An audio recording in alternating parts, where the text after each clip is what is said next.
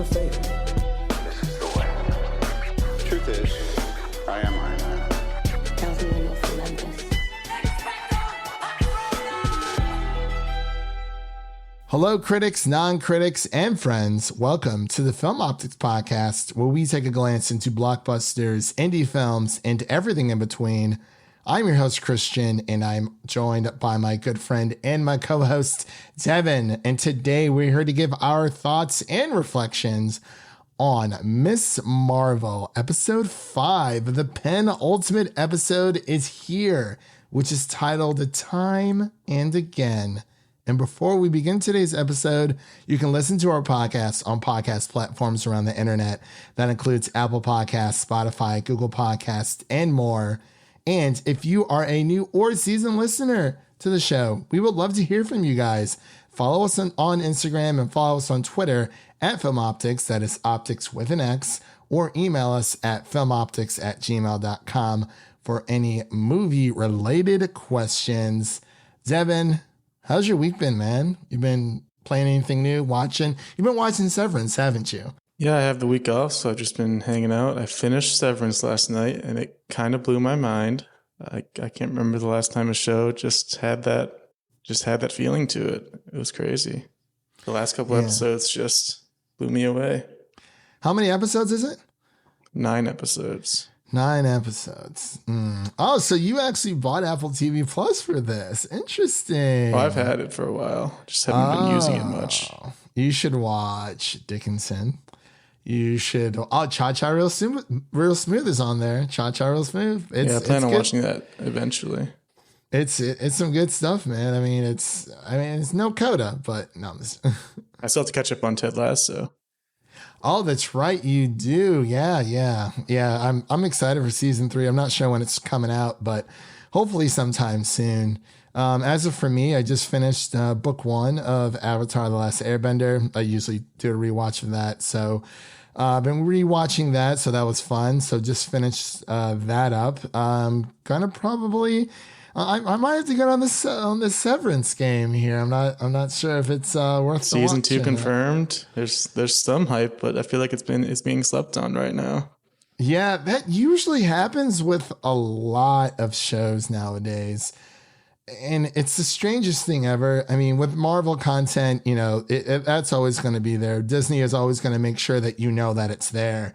But when it comes to Apple TV Plus, I feel like they're doing all that they can, and I think what they're doing right now is the right thing. I mean, the marketing could be a little better, but I mean, for what, $6 a month, $5 a month? It's really not bad. I mean, that is the equivalent to my Spotify subscription every month, thanks to those student discounts. Still learning. Yeah, still running with it for sure. But yeah, definitely going to try to start Solar Opposite Season 3, which we're covering here on the show. So that's going to be a lot of fun. That'll be something easy to breeze and blast through. Other than that, I haven't been watching anything new, and I feel like Severance is something, we've been on this big Stranger Things high. Volume 1 and Volume 2 are now available for people to go listen to on the podcast. We had a great time with Mike for Volume 2, and Leo joined us as well as Mike for Volume 1.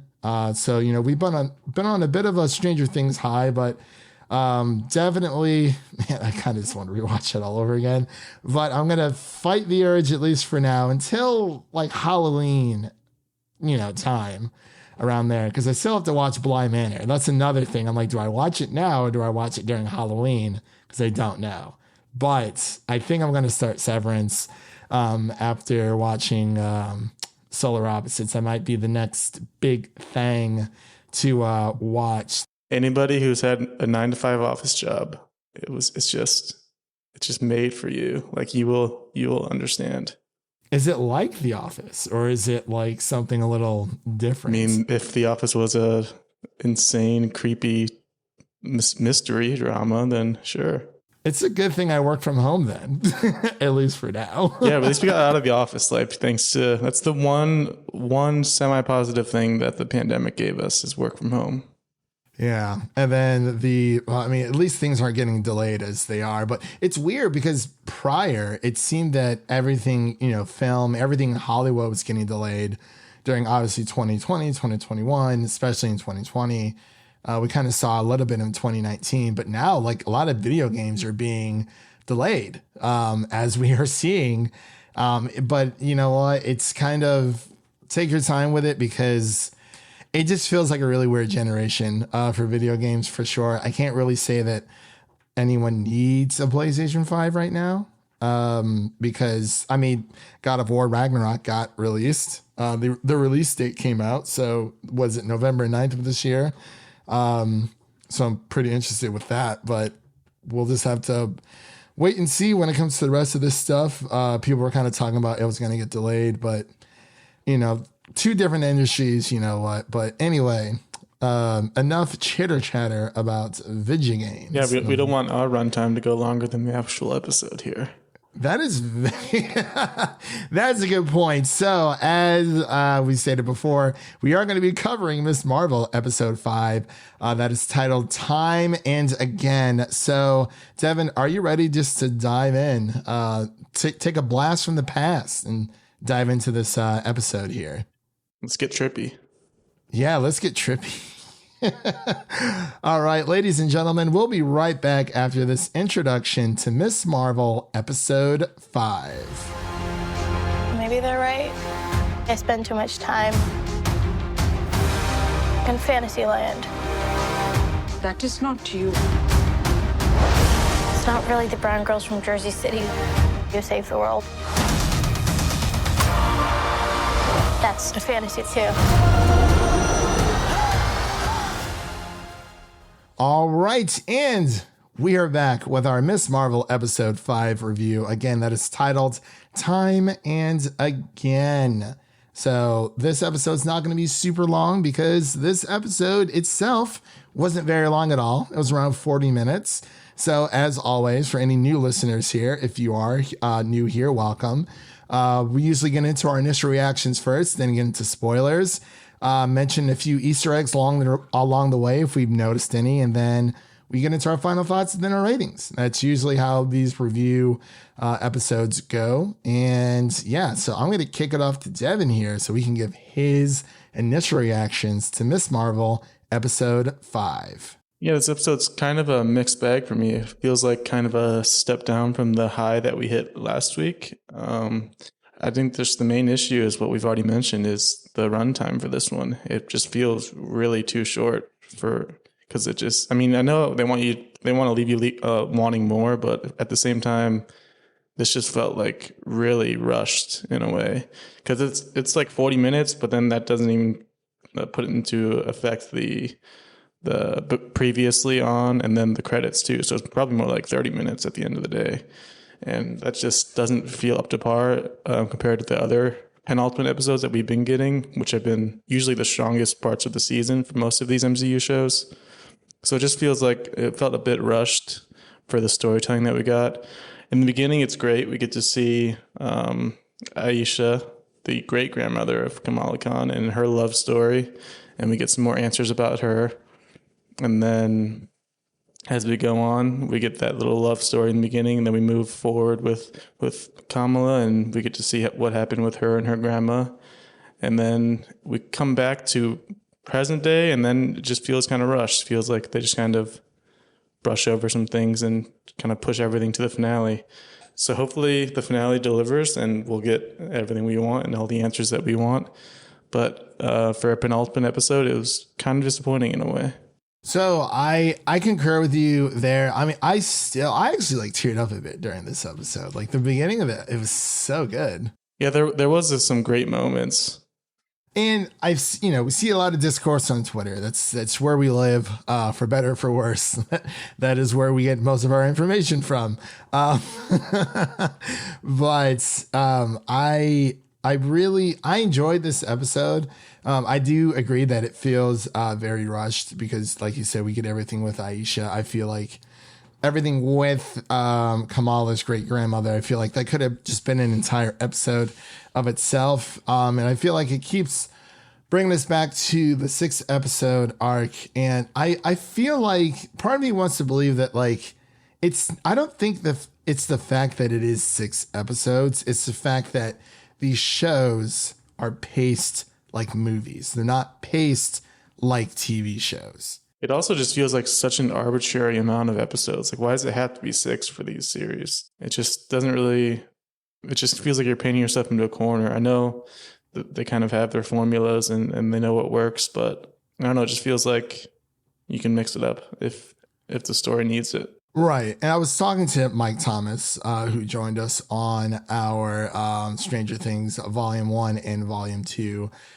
review. And he had said that it's weird how Marvel does this, because I actually didn't notice this before. So usually when it comes to outside of WandaVision, of course, so She-Hulk is going to be 12 episodes, but it's going to be 30 minutes a piece. I feel like that's going to, like, if they did that for any of these shows, I feel like that's fine. Yeah, they're kind of sticking with that for like their more sitcom type shows. It's weird because it's all about the runtime. Like if you look at Stranger Things season 4, like if it's around 700 something minutes, I can't remember the exact amount, but if you split that up into like, okay, let's just say that every episode is around an hour, even though we know it's not. The first 7 are. So the entire runtime together would pretty much equate to, let's say, like Daredevil, like season like 1, 2, or 3, which are around 13 episodes. I feel like the runtime is going to equate to there, but there's more quote unquote episodes in Daredevil, but it's the same runtime. So it's weird how I feel like the episodes that are going to get this 12 episode run with these 30 minutes in between, you know, they're paced more like TV shows. It is a odd number to stick with. Like if they did 8, I feel you can tell a great story in 8 episodes. We've seen it with multiple shows out there. His Dark Materials has been doing it. A lot of other HBO shows have been doing it as well. That's why I'm so excited. I'm so excited for Andor, because they're really mixing it up with that series, it feels like, because they're doing 12 episodes this first season, and they're like jumping ahead a year every 3 episodes. It just feels really unique and different from what the formula has been for these series. So I like that they're going in that direction, where they have a plan for setting up their story in a way that it doesn't have to be a set number of episodes. They can kind of play around with it. Yeah, and even we look at like What If, I think that was around like 30, maybe 40 minutes per episode, but we got more episodes for that. But that felt episodic because each episode felt different, but it was still somewhat alluding to a grander scheme or a grander plot. But for Miss Marvel episode 5, I really did enjoy it though. I mean, the ending did feel a bit like, okay, so now we got to do this, this, and this. I mean, it's been great up until now. I'm not saying this is a bad episode at all. It just feels a little bit fragmented. But you know, everything with Kamala's great grandmother Alysia, I really like how we got to see a little bit of, you know, the backstory there. But I wish the entire episode, even if it was just 40 minutes, I'd rather have seen an entire flashback episode. But then it's like we have 1 episode left. I think part of it might just be that we're so spoiled. Like I mentioned, the penultimate episodes for these series have usually been the strongest ones, and we've just become accustomed to that. And this one might not end up being the strongest one, and just feels off. Yeah, and that's fine. I mean, there's very seldom, like, I mean, even if you look at Avatar: The Last Airbender, I mean, like, I love how every episode in that series, there's always a setup and a payoff. When you're first watching it, there may be a few episodes that are like, oh, you know, like it seems like they're kind of just traveling the world. That's the point, because they're taking Aang to the North Pole. But when you get to later episodes, it's like, oh yeah, like other characters start popping up in later episodes. Then it's thundering outside. Other characters start popping up later episodes that were introduced in earlier episodes, but it feels more episodic that way. So it's like, oh, you know, there is payoff here. It's just that with these shows, it doesn't really have that feel to it, and obviously something's missing. It is weird how they are just these 6 episodes, I'm like, well, maybe I feel like I feel like it's a good number, but it's like, it just doesn't feel that way. It doesn't feel, it really just feels like these are movies it's also, we're getting it back to back with Obi-Wan and this. It just feels like, I don't know, it just feels like the need to mix it up, especially with Obi-Wan because the first 2 episodes came out. So it felt really shortened after that. Yeah, it really did. Because, I mean, when it comes to Obi-Wan, I don't know. I can't say it's necessarily the 6 episode arc. I think it's the pacing more than anything. But I mean, I digress. It's very, it's a great episode, and I feel like we should just get into spoilers now because I'm gonna be talking all over the place forever if I. If you want to do the spoiler warning, but our theories were confirmed after last week. We got some time travel. We did get some time travel. So, ladies and gentlemen, that is your first spoiler warning for Miss Marvel episode 5 again. That is your second spoiler warning for Miss Marvel episode 5. So if you haven't seen it, definitely turn back now. Go watch it. It'll be over in a blink of an eye. So it's very short. But it's so, like you said, they're talking, well, we confirmed, well, actually it's more so you confirmed that it was time travel.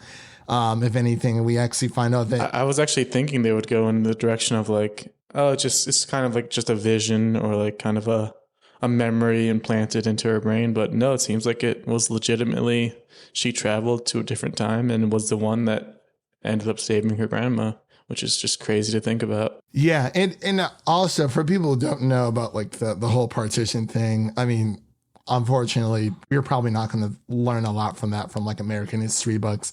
But I do like how they gave just a little bit of a history lesson this episode. Yeah, it's actually been one of the better things about this series is because I really didn't know anything about it going into this because, like you mentioned, we don't really learn anything about it in American history lessons. So it's been really nice to see just how much of an event that was in history. Yeah, definitely. It really was I was actually surprised that they went that route. Of course, the intro is always amazing.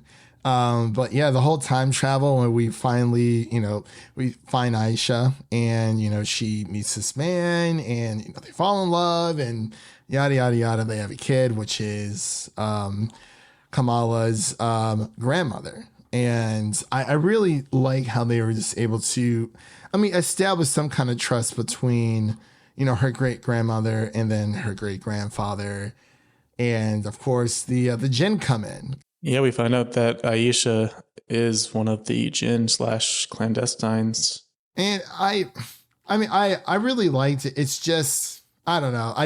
I really liked the beginning of the episode. We get a little bit more in depth, but it all feels like it's been taken away when it's not the fact that she comes back to the future or to the present, excuse me. But it's Bruno making another. Back to the future. Yeah, we see Kamran's mother sacrifice herself because after the whole flashback or time travel thing happens, this portal gateway opens up and the jinn are like, oh, we can finally go home, and then it doesn't seem like they didn't go home. Yeah, there's still a lot of questions about what happened there because she mentions Kamran and then some kind of spirit like goes into Kamran's body. I'm not sure if that was her possessing him or if it was just kind of like movement of powers, transfer of powers. I guess we'll have to find out next week, but it was definitely surprising to see the end where Kamran meets up with Bruno because that's the pairing I would have at least expected. Brian. Brian. And it's funny how Kamran actually mentioned, he's like, I thought your name was Brian this entire time. I'm like, I guess you can get Brian and Bruno mixed up a little bit there, but I would have asked. Bruno is just so unique, and I feel like I would, if somebody was named Bruno, I wouldn't forget. I wouldn't forget. Yeah, like if someone Brian. All due respect to anyone out there named Brian, but it is a very basic name. But Bruno, oh no. See, I wonder if he's gonna if Bruno's gonna be held hostage in some way. If it's if Kamran's being like possessed, maybe he'll be used to bait in Kamala. Maybe it does seem like he is like possessed. Not really, but he has all the knowledge that Kamran had because he called him Brian. Yeah, and Kamran, like, I guess has the same powers that Kamala has now. I think it might be different. It seems like it's definitely a different color. We don't really know exactly what the new power is, but it seems like it's something new for him. Yeah, it definitely does. And of course, Kamala's secret comes out with, and that's kind of been one of the bigger issues with this series is the Jinn's powers. New Rockstars people have been talking about it, but there's just nothing there. Like they kind of bring out these weapons out of their chest magically sometimes, but that's really it. Like they have not really brought much to the table as far as having powers or being antagonists. No, they haven't. And I feel like it's also like the antagonists. They're there. It's just this episode, when it comes to the antagonists outside of the like head Jinn, Kamran's mother, the others just kind of feel like lackeys in a way. I mean, I couldn't tell you any of their names. I honestly couldn't tell you Kamran's mother's name. I just know what she looks like. Because she does have that menacing like look and stare and like presence. She definitely looks like a bad guy. Yeah, she definitely does. And again, no Amir this episode. I wonder what's going on with him. Maybe he's still. Well, he was in at the end a little bit. They kind of had their goodbye, and he hands her his red scarf. Not Kareem, Amir, her brother. Oh, Amir. Yeah. Oh, yeah. I don't know where he's at. He's just kind of, maybe he's on the honeymoon. Maybe, I don't know. Do you go on a honeymoon after your wedding's been crashed like that? I feel like they got to de-stress. Yeah. I don't know. We'll see. But with Kareem, the red dagger, he gives Kamala his scarf. So that's like another piece of the outfit. I'm assuming we're gonna see it next episode. Yeah, she might make it into like her cape. Yeah, I think so. It's I don't know. I mean, I keep going back to this whole 6 episode thing, and I'm like, I feel it just needs to be paced like a TV show. On Rotten Tomatoes, it says that this is a TV miniseries. It doesn't feel like a TV miniseries. I've enjoyed it so far. I've absolutely loved everything that we've been getting, but it doesn't feel like a TV show. It feels like a movie that it feels kind of like what Quibi was doing, where they would record. Don't say that word. In a way, they would record the full thing and then they would edit it into quick bite-sized chunks. And that's what this feels like, at least watching for the first time.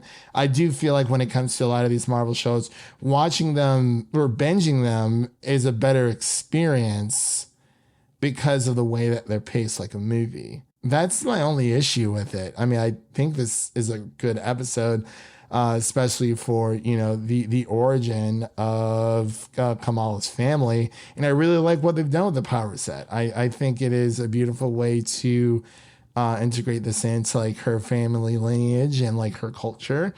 Despite all the naysayers out there saying that I don't think I would have enjoyed this as much if she had these big stretchy hands. It just feels. Yeah, that's the least of our worries. That would have looked so goofy.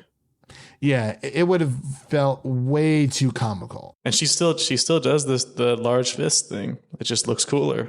Yeah, I mean, like she still has, it's just.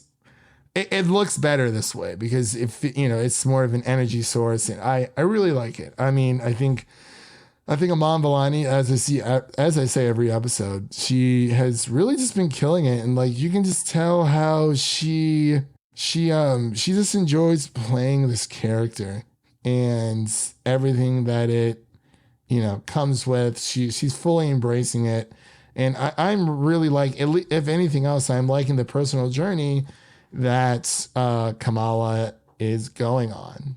That is something that I'm here for 100%. Yeah, and it's like I feel like a lot of the people who have been giving these negative reviews just don't really have the patience for that because it is a coming of age story, and if you aren't capable of like enjoying a coming of age story or have the patience to grow with a character, a young character, as she navigates her way through life, like then it's just not for you.